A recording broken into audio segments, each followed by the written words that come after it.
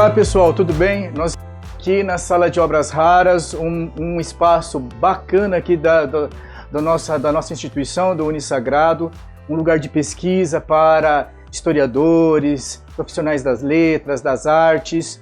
É um ambiente que vale a pena vocês conhecerem um dia. Vamos lá, dando continuidade ao que eu disse lá para vocês na live, durante a live, nós vamos para a parte 2 aqui de Ciências Humanas e Tecnologias. Nós vamos fazer um pouco mais agora de exercícios para entender qual é a pegada aí do Enem, ok?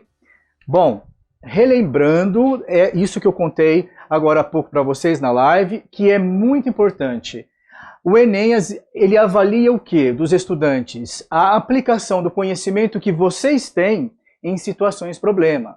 Então, assim, trocando em outras palavras, que você saiba contextualizar. Vamos pensar assim, como é que eu vou usar aquilo que eu aprendi lá com o professor nas minhas aulas, agora nos exercícios. Vamos ver, se eu trabalhei um pouquinho mais de história do Brasil, se eu falei de história do Brasil com vocês, agora vamos para a história geral. Lembrando que sempre o padrão, né, mais ou menos estabelecido pelo Enem, é a cobrança maior de questões sobre o Brasil República e história contemporânea, ou seja, história mais presente, né? Então vejam aqui, chama sempre atenção a como que história antiga tem poucas questões. Ao longo dos anos, os historiadores verificamos poucas questões. Mas olha essa aqui que importante. Sobre história antiga e Grécia. Vejam, a soberania dos cidadãos dotados de plenos direitos era imprescindível para a existência de cidade-estado. Segundo os regimes políticos, a proporção desses cidadãos em relação à população total de homens livres podia variar muito, sendo bastante pequena nas aristocracias, oligarquias e maior nas democracias. Ciro Flammarion Cardoso, a cidade-estado clássico, São Paulo. Nas cidades, a pergunta agora. Então, sempre lembrando que há um pequeno texto, um excerto, não é? Que normalmente é um texto historiográfico, ou é uma imagem, ou é um documento de época, que dá o ponto de partida para você pensar, para você contextualizar. Então, qual é a pergunta? Nas cidades-estado da Antiguidade Clássica, portanto, não só a Grécia, não é? A proporção de cidadãos descrita no texto é explicada pela adoção do seguinte critério para a participação política. Controle da terra na letra A, liberdade de culto, igualdade de gênero, exclusão dos militares, exigência da alfabetização. Qual é a alternativa correta aqui? Letra A, controle da terra. Né? Era o critério, na época, por exemplo, no momento em que Atenas era controlada pelos eupátridas, pela aristocracia, qual era o critério mais valoroso ali? A terra. Depois, com a democracia, que se ampliou, né, a participação, e aí outros critérios foram considerados, o critério do demos, né, o do povo de modo geral. Bom, não vamos fazer a crítica à democracia da época tal. O que é que está se cobrando aqui? O que o Enem está querendo que você reflita? Sobre direitos e cidadania. O que é ser cidadão? O que é direito? O quanto que nós temos que lutar pelos nossos direitos? Então, algo que é contemporâneo, que está nos nossos dias, que nos movimenta e que está sendo cobrado aqui pelo Enem através dessa questão sobre a antiguidade. Olha a segunda questão, lembrando que a história contemporânea do século XX, principalmente, é muito cobrada. Vejamos essa questão aqui, ó. A participação da África na Segunda Guerra Mundial deve ser apreciada sob a ótica da escolha entre vários demônios. Olha só que pesado. O seu engajamento não foi um processo de colaboração com o imperialismo, demônio número 1 aqui, ó, mas uma luta contra uma forma de hegemonia ainda mais perigosa. O que é que nós temos de hegemonia, de poder político, de regime político tão assim assustador nesse momento do entre-guerras e na Segunda Guerra. O fascismo na Itália e o nazismo na Alemanha, que se baseavam no critério de raça, num critério biológico. Então, a questão é, depois desse excerto aqui, a questão é, para o autor, o Masrui, a forma de hegemonia e uma de suas características que explicam o engajamento dos africanos no processo analisado foram comunismo, rejeição da democracia liberal, capitalismo, devastação do ambiente natural, fascismo, adoção do determinismo biológico, socialismo e planificação da economia nacional, colonialismo, imposição da missão civilizadora. Qual é a alternativa correta? Letra C, né? Fascismo e autodeterminação biológico. Então, quais são os dois demônios? O imperialismo, que eles foram submetidos ao longo de décadas, e agora o fascismo, o nazismo ocupando o norte da África, né? Lembra que Hitler manda o general Rommel, a chamada Raposa do Deserto, dominar todo o norte da África ali. Então os africanos tiveram que lutar contra esse segundo demônio, mesmo tendo um primeiro lá, que é o chamado imperialismo, ok? Então, o que se cobra de vocês aqui? Qual é a ideia? Qual é a contextualização? Qual é a situação, problema? Quais são questões relacionadas ao política e poder? Estado, regime político. Como é que você pensa? Aqui, evidentemente, quando você coloca essa questão, essa resposta, você está demonstrando que conhecimento sobre regimes políticos totalitários, correto? Vamos para a próxima. Agora, tratando de sociedades e movimentos sociais. Outro assunto muito explorado durante todo o Enem, que vocês têm que ficar atentos sempre nesse assunto sociedade, questões sociais. Fala-se muito nos dias de hoje em direitos do homem. Pois bem, foi no século XVIII, 1789, Revolução Francesa, não é? Precisamente que uma Assembleia Constituinte produziu e proclamou em Paris a Declaração dos Direitos do Homem e do Cidadão.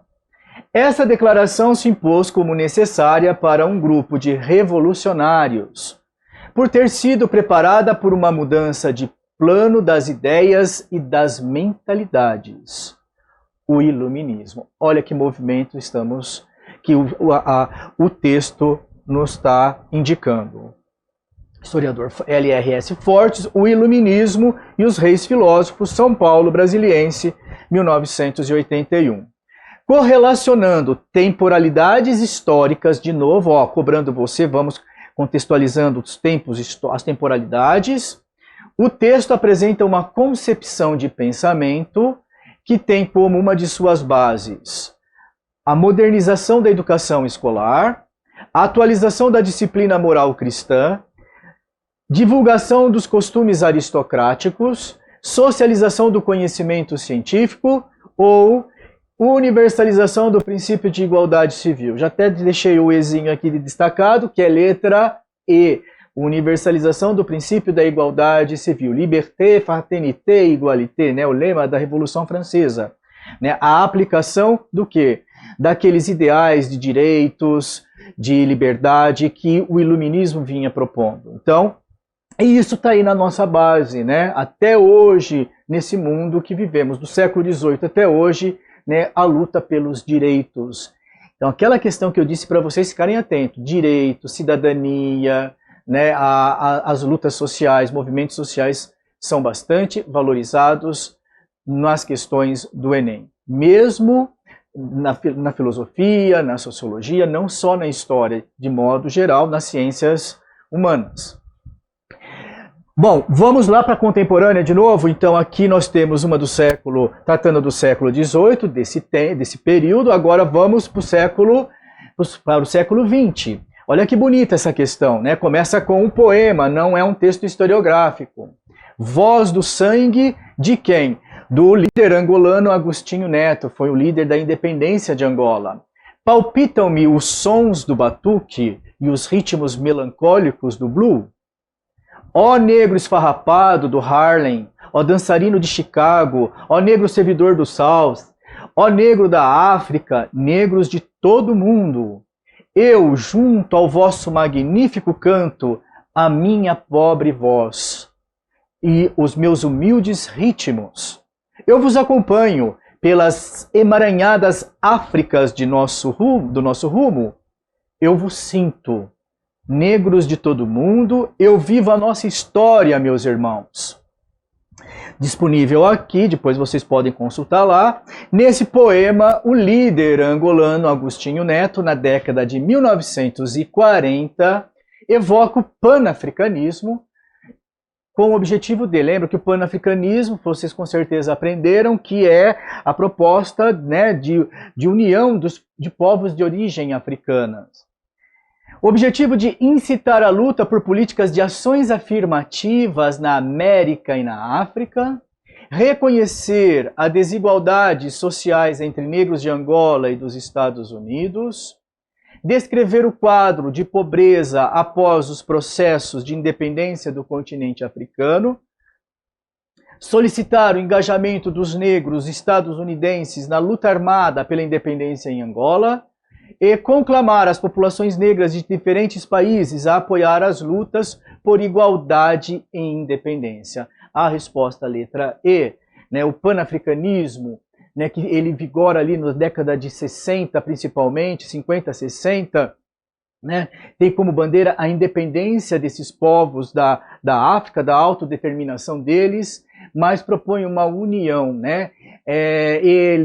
Krumah, que foi um dos líderes, né, dizia que a união é que vai possibilitar o fortalecimento do povo africano. Então, a ideia de união que eles estavam pregando. O panafricanismo é um assunto bastante complexo, mas aqui ele está indicando o quê? A proposta de luta dos povos de origem africana por igualdade e por independência. Então aqui, igualdade, direitos, resistência e igualdade. Vejam lá mais uma vez. Estão sempre presentes nessas questões, nessas que eu escolhi e várias outras, né? A ideia de busca por direitos, de luta, preservação dos direitos humanos, da igualdade, da liberdade, da cidadania, da democracia. Algo tão importante para nós hoje, nos nossos dias. Caminhemos aqui outras questões. Agora, que trate mais de economia e do mundo de trabalho. Então vejam, essa é a questão 5, e o excerto, né, um texto historiográfico, Marc Ferron, um grande historiador, História das Colonizações. A ocasião fez o ladrão. Francis Drake tratava sua guerra de pirataria contra a Espanha papista quando roubou as tropas de mulas que levavam o ouro do Peru para o Panamá. Graças à cumplicidade da rainha Elizabeth I, ele reincide e saqueia as costas do Chile e do Peru antes de regressar pelo Oceano Pacífico e depois pelo Índico. Ora, em Ternate ele oferece sua proteção a um sultão revoltado com os portugueses. Assim nasce o primeiro entreposto inglês ultramarino. Questão, então, séculos 13 ao 20, São Paulo, Companhia das Letras, 1996. A tática adotada pela Inglaterra do século XVI, processo de colonização, né? Conforme citada no texto, foi o meio encontrado para restabelecer o crescimento da economia mercantil. Século XVI, a economia mercantil está crescendo a todo vapor ali, né? Conquistar as riquezas dos territórios americanos, legalizar a ocupação de possessões ibéricas, ganhar a adesão de potências europeias ou fortalecer as rotas do comércio marítimo. A resposta correta, conquistar as riquezas dos territórios americanos. Com certeza vocês aprenderam, né? E vale lembrar agora, trazer aquele conhecimento, contextualizar. Que no século XVI, né, Portugal e Espanha dividiram o mundo, o Tratado de Tordesilhas, lembram disso? O Papa, né, fez o tratado, a bula Intercetera e depois o Tratado de Tordesilhas. O mundo está dividido entre Portugal e Espanha. Qual foi a ação da Inglaterra nesse contexto? Né? abrir caminhos para a sua dominação colonial também, logo veremos isso nas 13 colônias da América do Norte, mas sobretudo quanto essa América da região mexicana para baixo está sob controle da Espanha e Portugal, a Inglaterra utilizou muito da pirataria e com, né, aval do próprio Estado, do próprio governo. Então, pessoal, o que a gente conclui dessa questão? O que está nas entrelinhas? O que ela propõe? Que a gente contextualize o nosso conhecimento sobre colonização e exploração colonial. Vejamos agora século XX. Temos aqui uma imagem do belíssimo filme Tempos Modernos, com Charlie Chaplin, né? Dentro de um mecanismo, e ele aqui, né, já meio que despirocado, né? A figura representada por Charlie Chaplin critica o modelo de produção do início do século XX nos Estados Unidos da América, que se espalhou por diversos países e setores da economia e teve como resultado a subordinação do trabalhador à máquina, levando o homem a desenvolver um trabalho repetitivo, a ampliação da capacidade criativa, da polivalência funcional para cada homem em seu posto de trabalho, a organização do trabalho que possibilitou ao trabalhador o controle sobre a mecanização do processo de produção, o rápido declínio do absenteísmo, o grande aumento da produção conjugado com a diminuição de áreas de estoque, as novas técnicas de produção que provocaram ganhos de produtividades, repassado aos trabalhadores como forma de eliminar greves. Não está difícil essa questão, né? Raciocinar, então, sobre exploração, mais uma vez, e mecanização, os efeitos da mecanização. Letra A subordinação do trabalhador à máquina, levando o homem a desenvolver um trabalho repetitivo, né? E aí o estudo sobre o Fordismo, o Taylorismo posteriormente e as críticas a essas gestões de trabalho. Então tem muita coisa sobre o mundo do trabalho que é explorado pelas questões do Enem, e aqui está um exemplo para vocês. Cultura e religião agora, né? Como que o Enem ele também opera na área de história, principalmente. Então disse: este é o local onde construirei. Tudo pode chegar aqui pelo Eufrates, o Tigre e uma rede de canais. Só um lugar como este sustentará o exército e a população geral. Assim ele traçou e destinou as verbas para a sua construção. E deitou o primeiro tijolo com sua própria mão, dizendo: em nome de Deus, em louvor a ele, construí e que Deus vos abençoe. Al-Tari, uma história dos povos árabes. A decisão do califa Al-Mansur, século VIII aqui, vejam, 754-775, de construir Bagdá, nesse local orientou-se pela... Então nós temos aqui uma questão religiosa. Qual é a religião que surgiu ali no século VII, começa a se expandir no século VIII, veja para onde está indo. O islamismo. Então é uma questão que trata de que período da Idade Média, primeira parte dela, chamada Alta Idade Média, se pensarmos de forma tradicional, que traz a questão muçulmana, mas também, né, uma ideia também geográfica. Olha, então, contextualizando, trazendo seus conhecimentos da geografia, pensar um pouco lá o que você entende da geografia sobre esta região.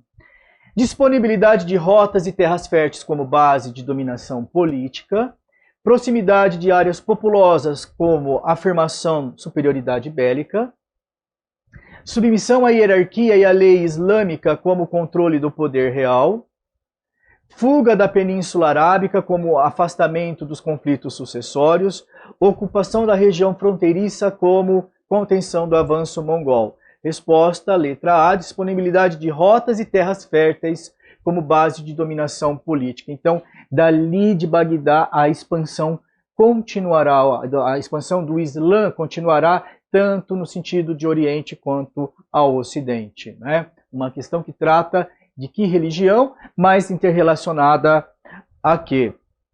a expansão econômica. Então aqui nós temos uma questão do Enem que traz a religião, que traz a questão, que relaciona com a questão econômica e que exige de você uma contextualização a partir de conhecimentos geográficos, inclusive. A oitava aqui, estamos finalizando, pessoal. Em 1937, portanto, século XX, de novo, Guernica, na Espanha, foi bombardeada sob o comando da Força Aérea da Alemanha nazista, que apoiou os franquistas, que são fascistas da Espanha, durante a Guerra Civil Espanhola, de 1936 a 39. Então aqui nós temos Guernica, de Pablo Picasso, né? Então mostrando aí o sofrimento do ser humano, dos animais, aquele genocídio cometido ali na cidadezinha de Guernica, e ali uma cidade totalmente destruída, né? Ou seja, o físico, material ali acabado. A pintura mural de Picasso e a fotografia retratam os efeitos do bombardeio, ressaltando respectivamente crítica social e conformismo político, percepção individual e registro histórico, realismo acrítico e idealização romântica, sofrimento humano e destruição material, objetividade artística e subjetividade jornalística. Está aqui em negrito, sofrimento humano, obviamente, e destruição material, né? Então, a questão de uma obra de arte, né, como fonte, como meio para a gente relacionar, entender, interpretar a Guerra Civil Espanhola e o contexto da Segunda Guerra Mundial. Uma ótima questão, né? Uma questão muito bem elaborada. E por último, que eu sugiro que vocês fiquem atentos às questões mais atuais. Impossível, né? O que tornou-se o nosso principal, desde março até hoje, né? Esse mundo que estamos vivendo de pandemia, a questão da saúde tornou-se algo de primeira ordem para a gente, né? Da necessidade de primeira para nossa sobrevivência. Então não tem como, eu acredito que não tem como que o Enem deixar de tratar questões vinculadas à saúde. E ele já tratou, né? Preconceito, racismo, mais uma vez, são temas que o Enem já trabalhou, né? E que são possíveis, né? Então, tem fortes chances de estar aí nesse próximo Enem. Questão 9. A existência de Jerusalém de um hospital voltado para o alojamento e o cuidado dos peregrinos, assim como daqueles entre eles que estavam cansados ou doentes, fortaleceu o elo entre a obra de assistência e de caridade e a Terra Santa. Ao fazer, em 1113, do Hospital de Jerusalém um estabelecimento central da Ordem, Pascoal II estimulava a filiação dos hospitalários do Ocidente a ele, sobretudo daqueles que estavam ligados à peregrinação na Terra Santa ou em outro lugar. A militarização do Hospital de Jerusalém não diminuiu a vocação caritativa primitiva, mas a fortaleceu, né? De Muger, os Cavaleiros de Cristo, Rio de Janeiro. Então, isso trata do quê? Surgimento do monasticismo guerreiro ocasionados pelas cruzadas, descentralização do poder eclesiástico produzida pelo feudalismo, alastramento da peste bubônica provocada pela expansão comercial, a afirmação da fraternidade mendicante estimulada pela reforma espiritual, criação de faculdades de medicina promovida pelo renascimento urbano.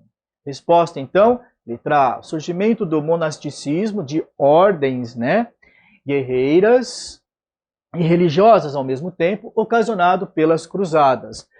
Estamos aqui no século XII, né, o início da Baixa Idade Média, um momento de transformação na Europa. As cruzadas estão abrindo ali, né, o contato com o Oriente. É um momento assim difícil, duro, né, porque os cristãos fazem massacres ali no Oriente Médio. E para firmar o seu domínio ali no Oriente, na Terra Santa, né, ele criou ordens como, aqui está falando dos hospitalários, e a questão, né, de como que eles vão dar atendimento à saúde, a essas questões da saúde ali naquele momento. Mas tinha a Ordem dos Templários, a Ordem Teutônicas, são temas que vocês provavelmente viram, né, também em sala de aula e que agora vocês têm que contextualizar. Então, a ideia, né, de expansão, né, de domínio, religião e trazendo aqui para vocês refletirem a ordem dos hospitalários. Né? E por último, pessoal, mais uma vez século XX, né? Para 21. Figura 1, um ônibus. Figura 2, Rosa Parks. Esse ônibus relaciona-se ao ato praticado em 1955 por Rosa Parks, apresentada ao lado de Martin Luther King.